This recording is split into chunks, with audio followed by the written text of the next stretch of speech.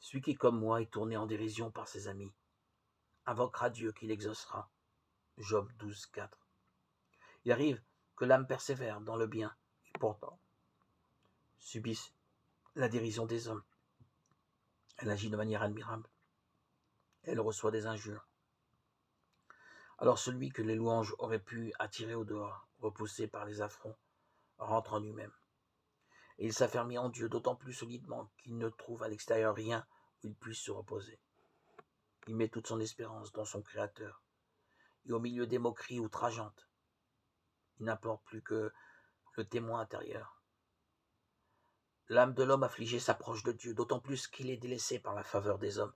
Il se répand aussitôt en prière. Et sous l'oppression venue du dehors, il se purifie pour saisir les réalités intérieures.